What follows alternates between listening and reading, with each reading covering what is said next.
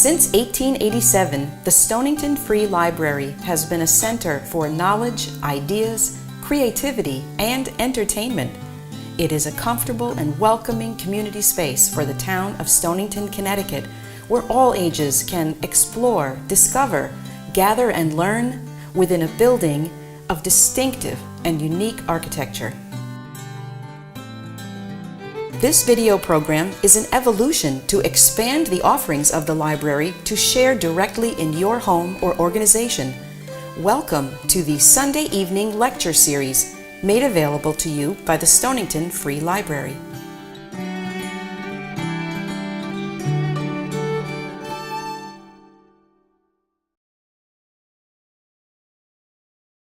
The speaker, he's the author of the book that he's going to be talking about.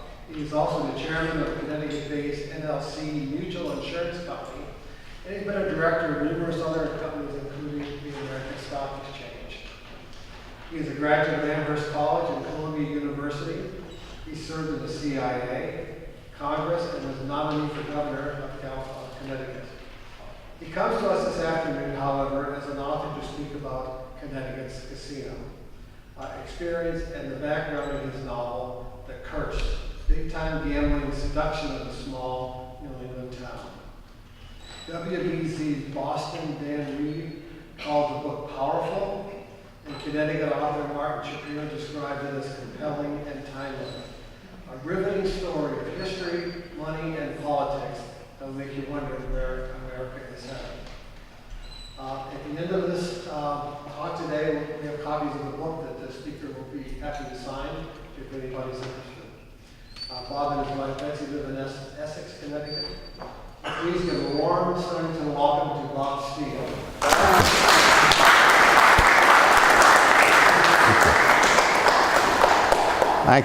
Thank you very much, and thank all of you for coming out on a beautiful Sunday afternoon. I know how hard that is to do.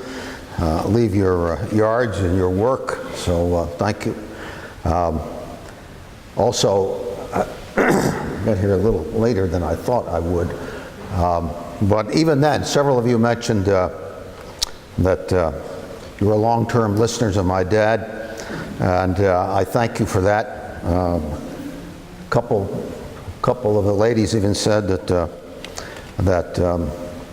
they, for many years, woke up with my dad. And I've heard that a number of times, and it was always a little disconcerting when I used to hear it the first time, but I've gotten used to it, and I do understand what you mean. I also want to thank you for your interest in my book, which is The Curse, big-time gambling seduction of a small New England town. The book is a novel. It's set against the explosion of casino gambling here in Connecticut back in the 1990s, when, as everyone in this room knows, two Indian tribes built the world's two biggest casinos right here in southeastern Connecticut. The story begins with the Pequot War back in the 1600s, when the Connecticut colonists, living up and down the Connecticut River, from Windsor down to Saybrook, which of course at the time was a colony of its own, got together with their Mohegan allies and got together with their Mohegan allies and marched through what is now Stonington, and defeated and almost destroyed the Pequots, who of course at the time were the largest and the most warlike of the Connecticut tribes. The story then jumps some 350 years as these two tribes reemerge almost miraculously, thanks to Congress and the courts, to build the world's two biggest casinos. And in the story, a Connecticut family, led by one of the descendants of the Puritan soldiers who had fought in that Pequot War, that family becomes embroiled in a battle to stop a third casino that threatens the family's town and ancestral home. A story that has played out in different ways across the United States and of course is beginning to play out again right here in Connecticut. I thought that this afternoon what I would do is talk about the background to the book, since it's such a timely issue. And the headlines all over the state, and indeed this coming week there may be a major vote on additional casinos for the state of Connecticut. So it certainly couldn't be more timely. In any event, in the final analysis, the book is really a Faustian tale about a small, quintessential New England town faced with a dilemma, whether to try to preserve its character and its values, or accept an enormously seductive offer that could change the town forever. Now, before I go into the background, I should probably give you just a little bit more of my own background, because it played into the book and why I wrote the book. But in any event, I did represent eastern Connecticut, almost all the towns east of the Connecticut River, including, of course, Stonington, in Congress back in the 1970s. And I then left Congress to run for governor. I was unsuccessful. And at that point, I left politics. And my family, my wife, Betsy, and our 4 children and I left Vernon, where we had lived for a decade, and moved to Ledger, long before anybody dreamed that we would have casinos in the state of Connecticut. And for the next 21 years, we lived literally on the edge of the Mashantucket Pequot Reservation. Our border was their border. If we went much farther into our backyard, we were on the reservation.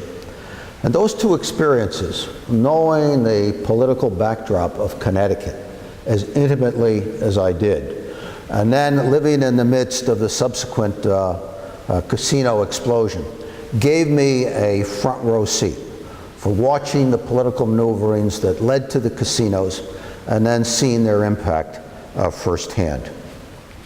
Now, Indian casinos got their start just a little over 25 years ago, back in 1988, when Congress came along and passed something called the Indian Gaming Regulatory Act. The act was meant to help poor, federally recognized Indian tribes build casinos on their reservations in order to raise money to support their tribal governments. It'd be fair to say, though, that Congress had absolutely no idea of the Pandora's box it was opening when it passed this law. Because the law not only opened the door to Indian casinos, but it led to the legalization and the opening, spurred the legalization and the opening of commercially owned casinos across the United States as well. When this law was passed back in 1988, there were only 2 states that allowed casinos. Nevada, obviously with Las Vegas, and New Jersey with Atlantic City. Today, 40 states allow casinos, and America is now awash in casinos. We now have almost 1,000 of them, just about equally divided between Indian and commercially owned casinos. And as a result, America, as I say, has more than anybody ever dreamed we would have. Almost 1,000.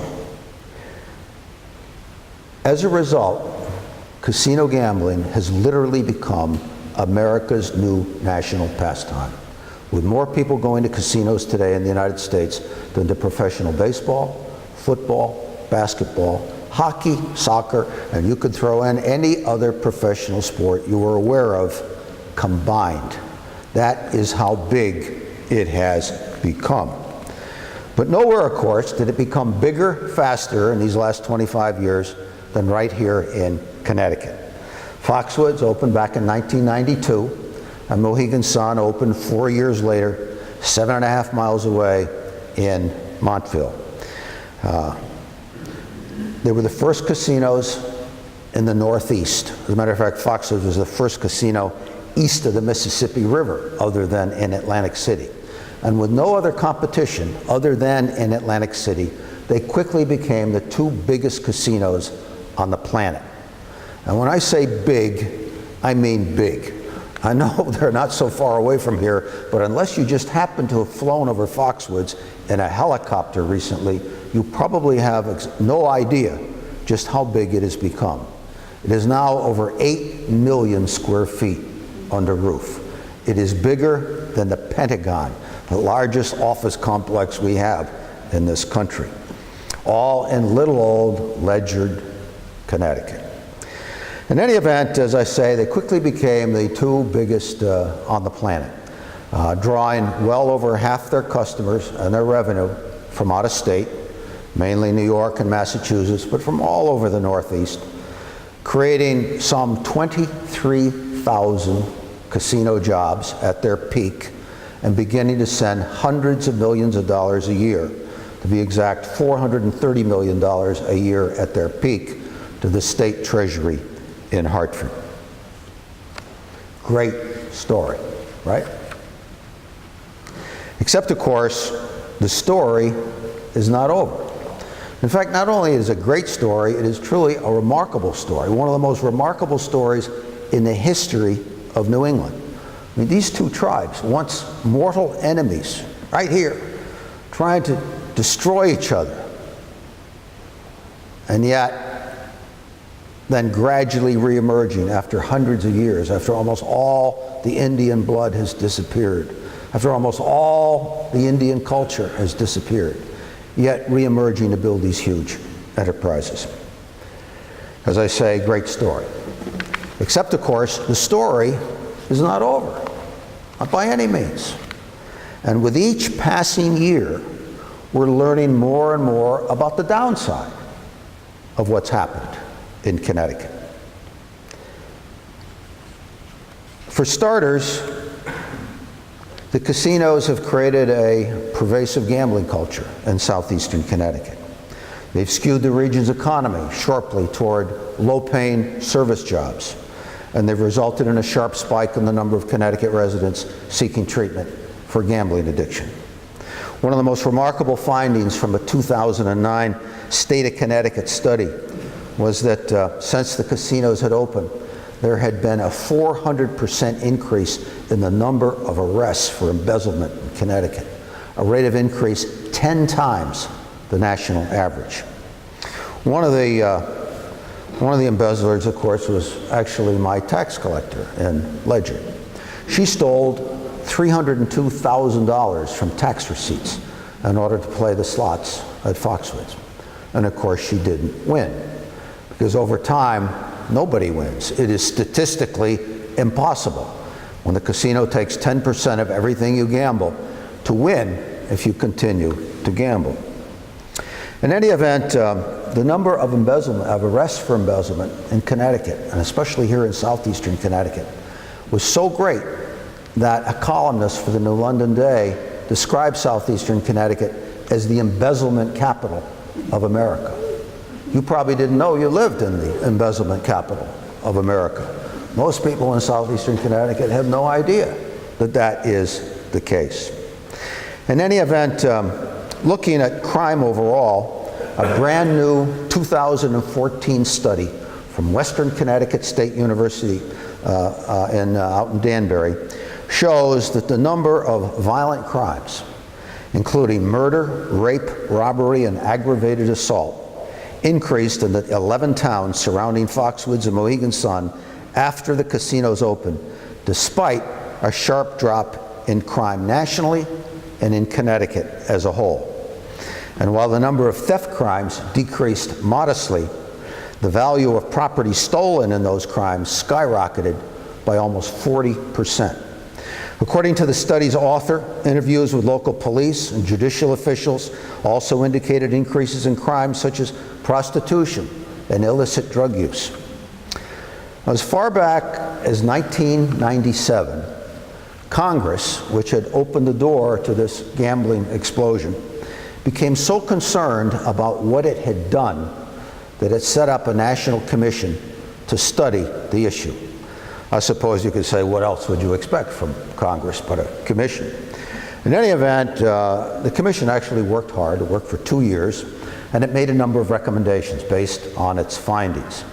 The most important of which was that there be a moratorium on the building of new casinos in the United States until the federal government could get a better handle on the social and economic costs.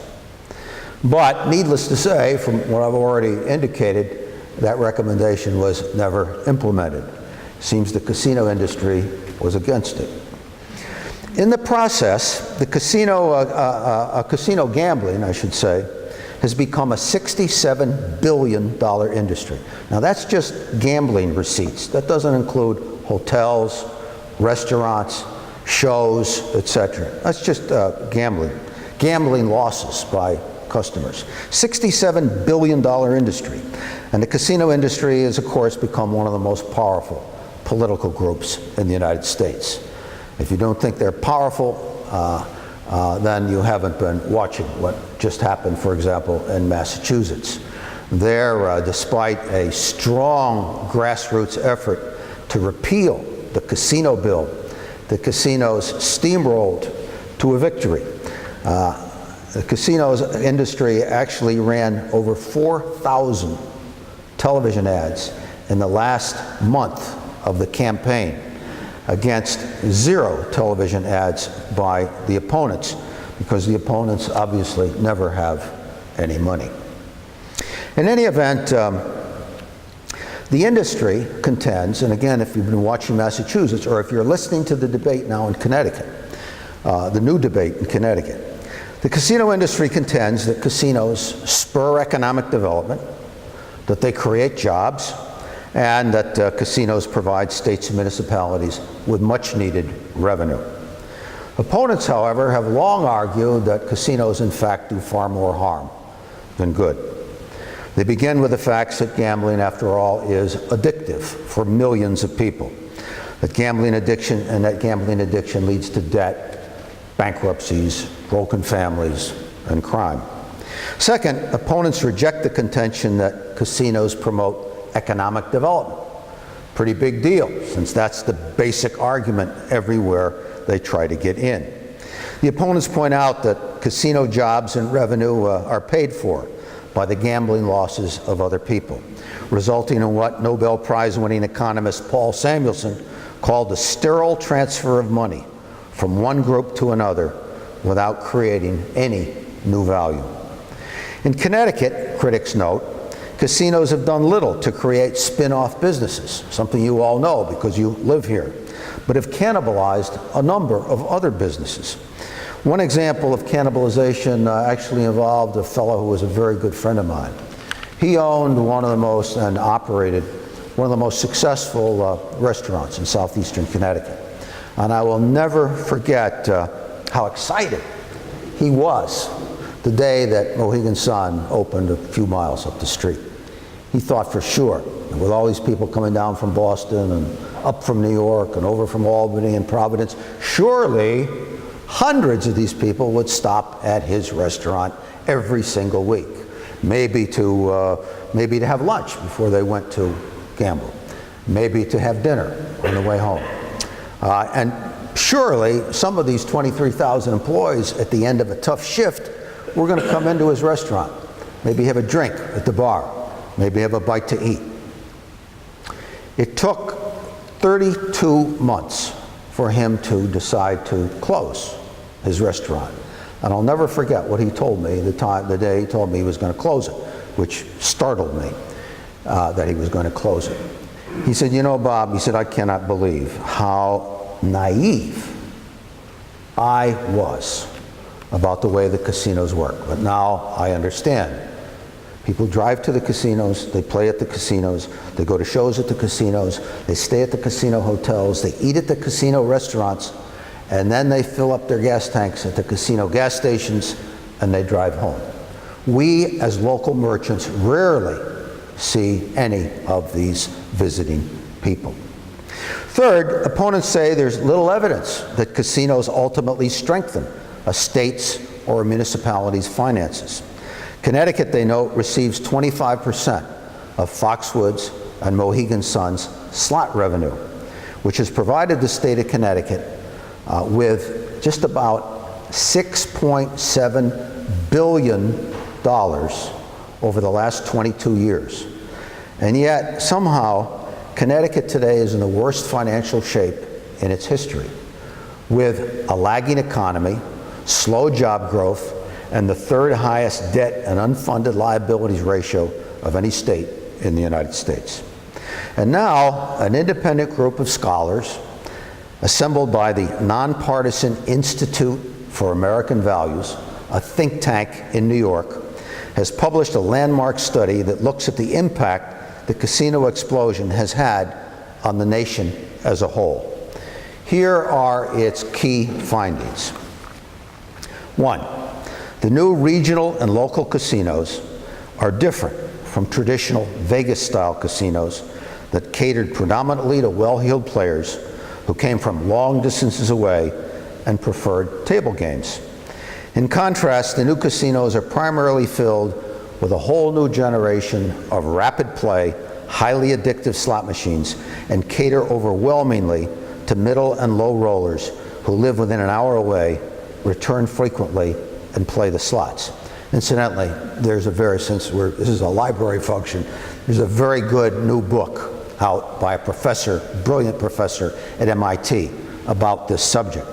The title of the book appropriately is Addiction by Design, and it goes into the creation of the new slot machines that are now in casinos all over the United States. 2, going down the list from the Institute for American Values. 2, slot machines depend on problem gamblers, that is, people with some level of gambling addiction, whether they be pathological gamblers or problem gamblers, depend on these people for 35 to 60% of their profits. An absolutely amazing finding. In fact, there are now 11 independent studies in the last 10 years that document this. This is amazing because, of course, the casinos say, oh yeah, there's a few people who have a problem. They don't tell you that's where they get about half of their money. 3, regional and local casinos build their customer base by encouraging repeat visits from nearby residents. In other words, this is not getting on a plane and flying to Las Vegas once or twice a year, which results, these repeat visits, in taking dollars out of surrounding communities rather than bringing dollars in. 4, living within 10 miles of a casino doubles the chance of developing a gambling addiction. 5, casinos constitute a regressive tax that hits low-wage earners, minority, and the elderly the hardest, thereby contributing to economic inequality in America. And incidentally, according to another new study, the new face of gambling addiction in America is a senior woman because of this explosion of slot machines at casinos. Senior woman, it turns out, are particularly attracted to slot machines for a number of reasons. 1, to be able to gamble in isolation. This is not a social activity. This is the gambler and the machine. Gamble in isolation, not having to admit to anybody that there are frequent gamblers. 2, the wonderful hospitality the casinos offer seniors. Often the ability to have free lunches, free glasses of wine, all kinds of hospitality, free bus trips from all over the state of Connecticut, often organized by the casinos and local organizations. And of course, the superb security at the casinos, which women particularly appreciate. Excellent security, at least until you get out into the parking lot. In some, there's another point too that they make. 6, state sponsorship of gambling, they claim, is a conflict of interest for state governments that are established to promote the general welfare, not prey on their citizens by encouraging them to gamble. In some, according to this study from the Institute for American Values, the new regional and local casinos drain wealth from communities, weaken nearby businesses, hurt property values, and reduce civic participation, family stability, and other forms of social capital that are at the heart of a successful society. Now, despite the costs, the conventional wisdom in Connecticut has been that Connecticut's casinos have been a net economic plus for the state of Connecticut because of the enormous number of people from out of state who come in, leave their money in Connecticut, and then take their problems home with them.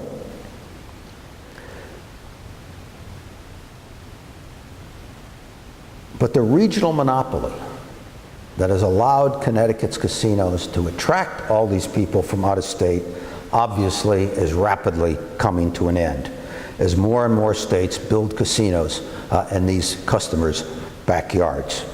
When Foxwoods opened in 1992, there were only 10 other casinos in the entire 12 states of the Northeast, and they were all in Atlantic City, 250 miles away. Today, there are 53 casinos in those 12 states, soon to be 70 casinos based on the number under construction or under consideration. As a result of all this new competition, particularly from Rhode Island's Twin River Casino up in Lincoln, Rhode Island, and from Yonkers and Aqueduct racetracks in New York, the number of out-of-staters visiting Connecticut's casinos has been steadily declining. Incidentally, those casinos at Yonkers and Aqueduct are enormous casinos with over 5,000 slot machines each. The combined revenue for Connecticut's two casinos is now down as a result by 39% from its peak. They've laid off 8,000 workers between them and have been increasingly replacing full-time jobs with part-time jobs in order to lower overall wage costs and eliminate medical benefits.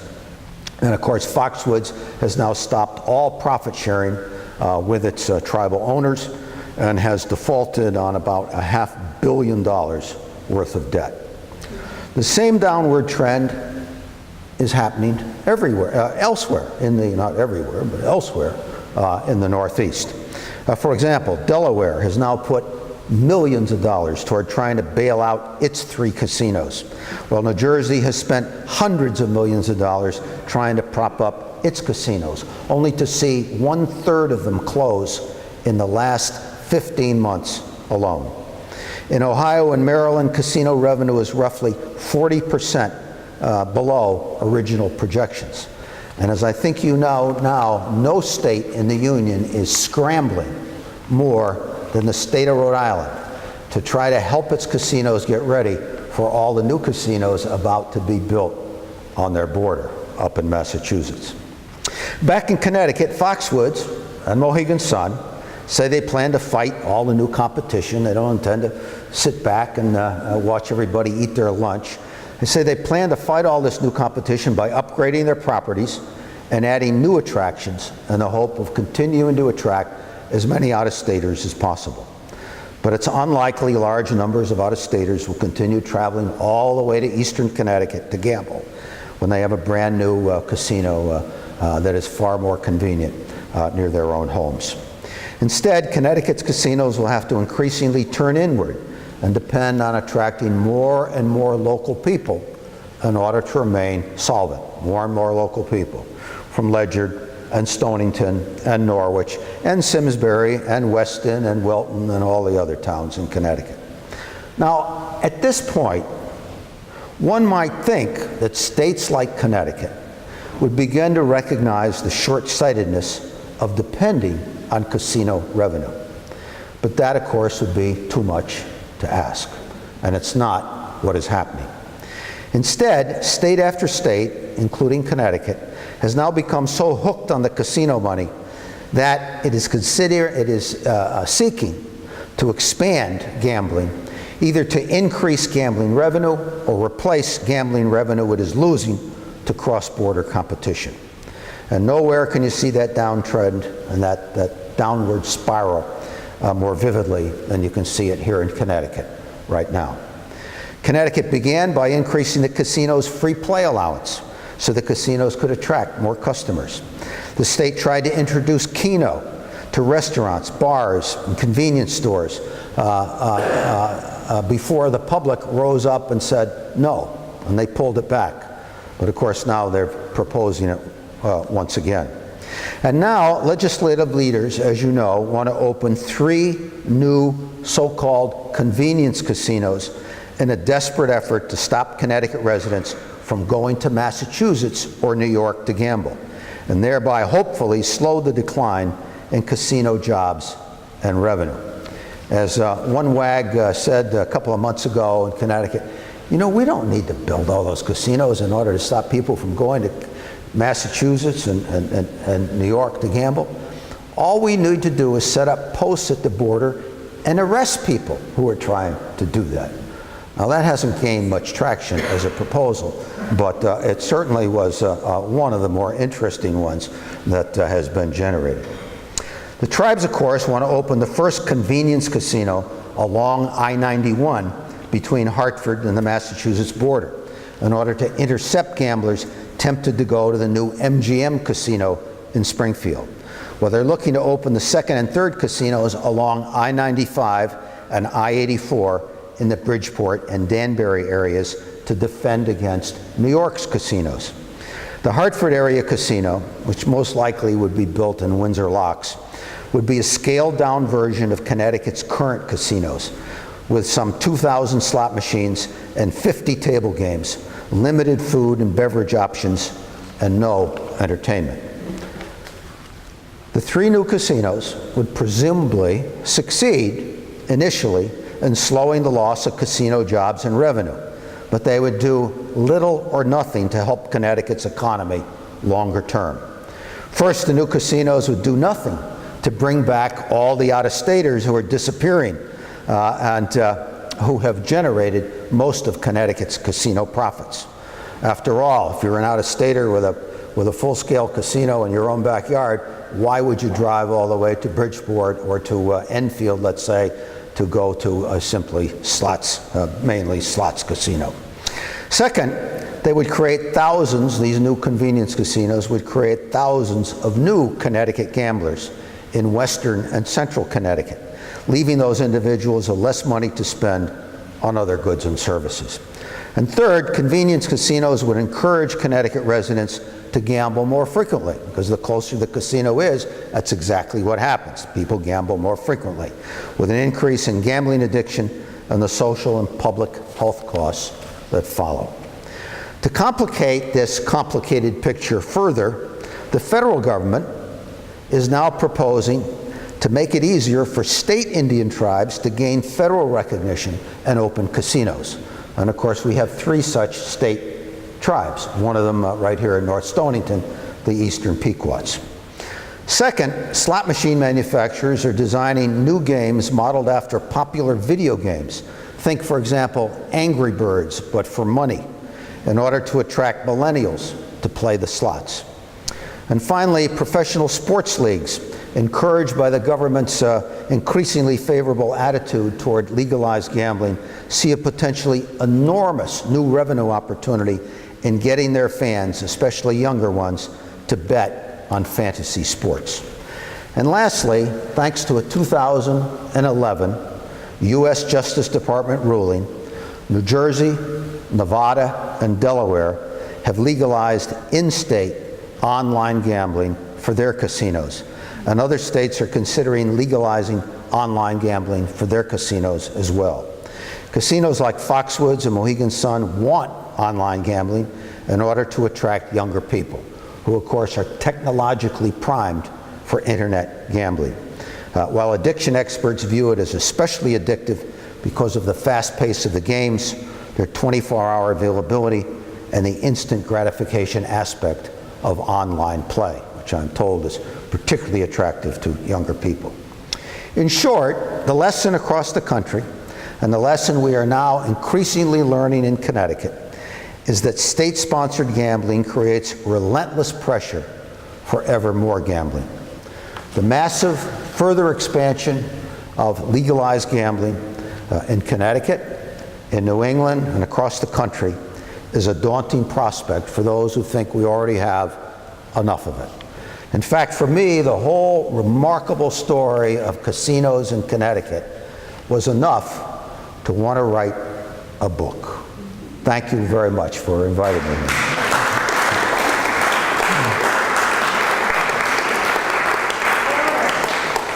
And I would be happy to try to answer questions, try to answer your questions. I know I've talked about a lot of statistics of things. I prefer talking about the book, but I want to give you that background. Yes, sir. Is there any point that you can foresee where the oversaturation of the market, and this happens in every business in the world, leads to its decline and therefore somehow mitigating this? Or is the creation of new addicts such that the mitigation won't happen? Actually, my answer to that question would be both. Both is actually happening. We can begin it. We're beginning to see it happen in several states already, where that oversaturation is beginning to cause a decline. I mean, even Pennsylvania, which is now the second biggest casino state after Nevada, it's become a bigger casino state than New Jersey. Even that, in the last 2 years, you're beginning now to see the first 2 years of decline. The problem is the problem is simultaneously, every new casino that opens in a new market creates new gamblers. For example, we put a new casino in Bridgeport, we get 150,000 people in Bridgeport, and it's particularly going to attract lower income people who can least afford to lose. We put one in the Danbury area, it's going to collect a whole new group of people. So what we're doing is making it harder for individual casinos to make money. And they will then go to the state and say, look, we can't pay these taxes. We need regulatory relief. We need other kinds of help, such as you're starting to see in Rhode Island. And so what happens is the state says, well, you know, the casino industry in my state has become too big to fail, just like a major bank. We can't let it fail.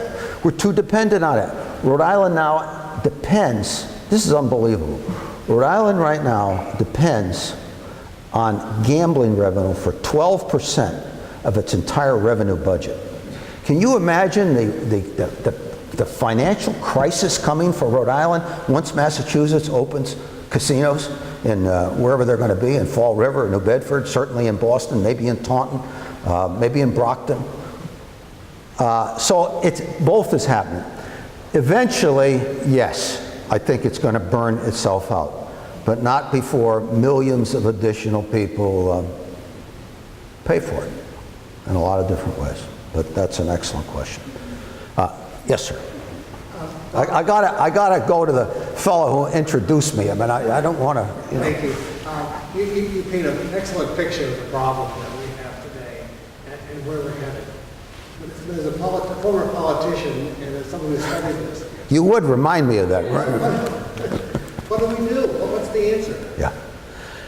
Well, look, I don't think there is any easy answer. I don't even know if there is an answer. But what we do, I think, if we care about this issue, is we stand up and we say to our representatives, enough. Your state senator right here from Stonington is for this. He wants more casinos in Connecticut. Did you even know that? How many people know that in Stonington? You know, so what we can do if we care about the issue is sit down with our state senator or sit down with our state representative and say, look, I'd really appreciate it if you'd study this issue. There is an enormous amount of new research on it. This is not good for Connecticut. I hope you'll vote against it. Because if you don't, I'm going to vote against you. I mean, it's simply raw politics. That's what it's about. That's all we can do. We can educate people. I actually, you know, seeing this thing happen firsthand, and I have all kinds of friends who are both pro-casino, anti-casino. I saw so many of the results that I really thought, you know, somebody has got to tell this story in a way that isn't just a bunch of statistics. How can I do that? And I thought that if I could write an exciting novel set against the factual background of what happened, I could reach a much broader audience than I could with a purely factual book. And the book is now going into its second printing. You know, I hope I'm achieving that. I actually left my main work a year earlier to speak about this issue. I feel so strongly about it. And to me, it's a matter of education, and it's a matter of talking to our elected representatives. I wish I had a better answer than that. That's a good answer, thank you. Yes, sir. Do you think there's a possibility that the state will be asked to guarantee financial assistance, guarantee loans to these casinos to build? Because they don't have any money to build. They got to get the money from somewhere. It's a very good question. That has not happened yet. The state has already, the state is obviously being asked now to give the casinos regulatory relief, let them build new casinos off their reservation. That's a huge move for the state. So going the next step is not out of the question. And indeed, as I already mentioned, it's happened in Delaware, it happened in spades in New Jersey, it's happening in other places. So that is a very, very real possibility. It has not happened yet, and I must say that based on the past success of Mohegan Sun and Foxwoods, and especially in the case of Foxwoods, given the fact they're in so much financial trouble, it is remarkable to me that they have been able to continue up to this point to get different kinds of private financing. But at the top of any big financial or market move, there always seem to be hundreds of people who want to get in at the last moment. I was asked this question a year ago up in Springfield, and I said, look, how can you say the Springfield casino is not likely to eventually be profitable? After all, these are smart people who are going to put in all this money. This is MGM, one of the smartest corporations in the country. Who are you to say that they're not smart enough to make a lot of money? And my answer then is the same answer as now. In New Jersey, some of the smartest people in America, hedge funds, the state of New Jersey, Governor Christie, others, put in $2.4 billion into the Revel, the biggest, most spectacular resort casino on the East Coast. 11 months later, it declared bankruptcy. So markets are made up of smart people, and a lot of smart people. Some of them make mistakes and some of them don't. This to me, though, to your point, is we're getting very near the top. But I don't think it's just a top and then it goes down. I think it's a top that takes quite a while to top out. Yes, sir. I'm sorry? How much of Connecticut's budget is dependent on casino revenue? How much is Connecticut? How much of our budget is dependent on casino revenue? Rhode Island's budget is 12%. Oh, I see, yeah. The question was how dependent is Connecticut's budget on gambling? As compared to Rhode Island's about 12%. Connecticut's now has a budget of about $2 billion. Annual budget's about $2 billion. It's getting about $350 million from the lottery, and until recently it was getting $430 million from the casinos. That number from the casinos is now down from $430 million to approximately $270 million. So 250 plus 350, that's about $650 million out of a budget which will go approximately $20 billion this year and another $20 billion next year.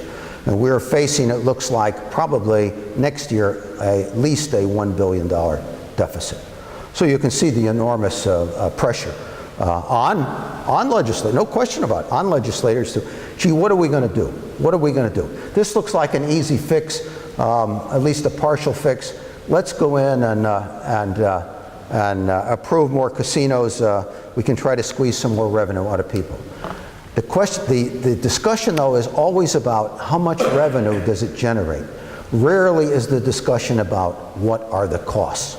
In fact, the leading independent expert on the overall cost of bringing a new casino into a market is a former economist for the former senior economist for the Council of Economic Advisors, and he has done the most work on this subject. And according to his work, the cost to benefit ratio of bringing a new casino into a market exceeds, over time, 3 to 1. In other words, the costs are 3 times as great as any benefits over time. The immediate benefits tend to be much greater, and of course, they dazzle many people who are eager for immediate revenue. Does that answer your question? Thank you for that comment. You're in a society now with instant gratification, the cell phone, instant feedback.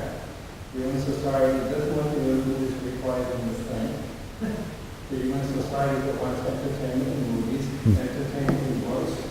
So I think it could be figured out in society as a lot of these things could go, because we want easy, we want it yesterday, and we want someone else to pay for it. Yeah. Right. Well, we'll pay for it. Yeah. Yes, all the way in the back. Has Governor Malloy ever publicly recognized problematic moral issues in this area?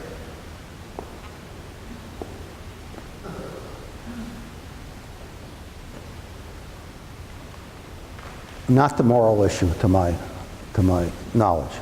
And indeed, I try not to talk about the moral issue because the casino industry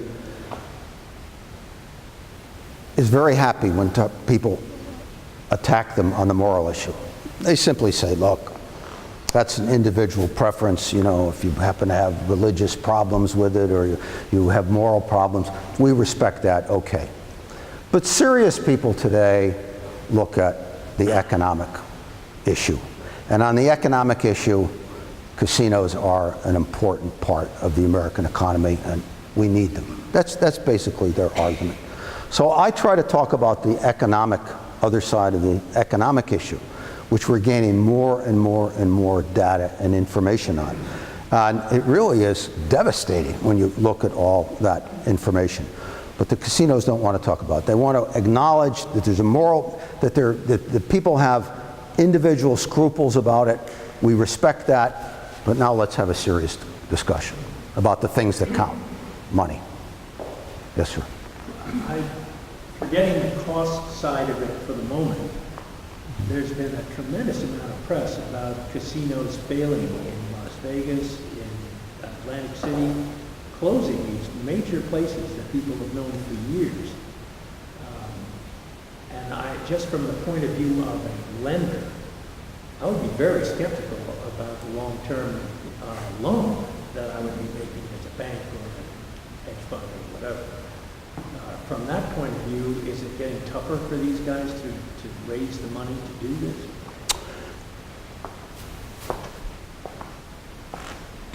It's getting tougher for the less successful ones to raise money, absolutely.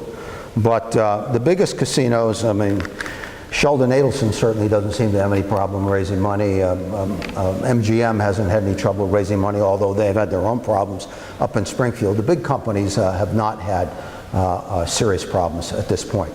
Now, Fox is having serious problems.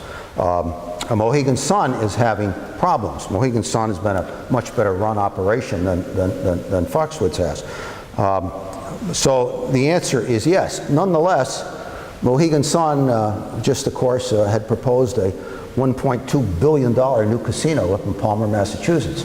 Foxwoods wanted to build $1 billion new casino up in the Boston area. So they're still managing to find money. But yes, for a number of them, it is becoming more difficult. And the biggest disaster, as I've already referred to, was the Revel in New Jersey. And as you say, that not only declared bankruptcy after 11 months, but it then came out of bankruptcy and declared bankruptcy a second time. So, you know, supposedly you only get fooled once, right? They managed to fool their creditors twice. Yes? In your book, you mentioned that there were Asian bankers that invested. Yeah. So are the slot machines and the gambling getting money from outside the country? Yeah, well, when Foxwoods opened, there weren't any banks that would lend them money. And they went to a Chinese-Malaysian mogul, casino mogul, by the name of Lim, who ran the biggest casino in Asia just outside of Kuala Lumpur in Malaysia. And he put in about $64 million and got them rolling, and of course made a great deal of money on it. In the case of Mohegan Sun, they went to a South African casino tycoon by the name of Saul Kersner, who had casinos all over the world, including especially in the Caribbean. And he was the original big investor in Mohegan Sun. So in both cases, that's one of the ironies. There's so many ironies in this story. I mean, here we are in eastern Connecticut, the most rural part of the state of Connecticut, other than maybe some towns up in Litchfield County. And where does all the money come from? It comes from Malaysia and South Africa, pouring into eastern Connecticut. Another irony. Here's Connecticut, the most Puritan of states. Connecticut really is a more Puritan state over the years than Massachusetts, in that Puritanism impacted Connecticut in a big way longer than it actually did Massachusetts. And yet here's Connecticut, the most Puritan of all states, becoming a hotbed for casino gambling in the world. Two largest casinos in the world. Unbelievable story. Another irony. When the Connecticut's two casinos, or when Connecticut's two tribes, first the Mashantucket Pequots and then the Mohegans, tried to open casinos, the key to their ability to do that was the Las Vegas Knights charity gaming law in Connecticut. Connecticut strictly prohibited any kind of casino-type gambling except for charities, churches, other tax-exempt groups, et cetera, et cetera. The casinos, or rather Foxwoods and the Mashantucket Pequots, argued that the fact that Connecticut allowed charity gambling for churches and other tax-exempt groups also allowed them as a tribal government to have casino gambling. But for them, high-stakes casino gambling, 24 hours a day, 7 days a week. The governor at the time was Lowell Weicker. And Weicker said, that's absurd. We don't have charity gambling in this state because we want, real casinos. We have it to help charities. And the casinos and the Mashantucket Pequot said, well, that may be what you thought, but in fact, the law says that you have to allow us to do this since we are a tax-exempt group. So Weicker at that point said, well, okay, then we are going to repeal the Las Vegas Knights law, the charity gaming law. And he tried to do that. And the state Senate actually voted to repeal the law. There was then about an 8-day hiatus between when the Senate voted and then the state House voted. And it looked like the House would probably vote the same way the Senate would, in which case there would be no casinos in Connecticut. But speaking of irony, at that point, a number of churches, Mothers Against Drunk Driving, JCs, Chambers of Commerce, fraternal organizations, vigorously lobbied their state representatives and said, look, if you kill this law, you're going to kill our ability to go out and use the charity gaming law to raise money. Now, at the time, there was really, relatively speaking, very little money raised that way for charities. But nonetheless, the argument was so powerful that it was I won't say it was the only factor, but it was a major factor in getting the House to vote against repeal and therefore opening the door to Connecticut's casinos. So it's just irony after irony after irony. And that's one of the things that makes the story so fascinating to me. Yes, sir. I'm not sure this is right, but my impression from what you say is that gambling might be a 2% problem in Connecticut at the moment and a 5% average problem in the U.S., 12%. You mean as part of the budget? yeah, 12% in Rhode Island. But it's really, if you go back to, And just let me say, yeah, but there are a lot of complications to that, one of which is so much of this money has come in from out of state, which is now stopping. So, well, all right. And you can look at this as a state issue, a local issue, or a federal, whatever. yeah. But it's really, when you think about the solution, it's very hard to grapple with a solution with a society that, in fact, invented CRA, which invented the housing bubble, which invented 100% mortgage loan, which invented student loans, and you can go on and on and on, and you can look at pensions, blah, blah, blah. You can look at the decline in public education. And Connecticut is full of all of these issues. So as a part of the totality of issues, gambling is relatively minor, and a lot of people love it like they love pot. It's a stimulator, and it's a satisfaction that some of these guys can't get from other things other than cigarettes and booze. The solution is really, as you mentioned, 1, education, 2, religion, 3, probably a final understanding at some point, not in our lifetime, that the socialist state is completely wrong because it takes the individual and uses that individual as a dependent to survive. And unless we fix that, we ain't going to fix gambling. Well, it's certainly not going to be an easy task, and it isn't going to happen in the near future.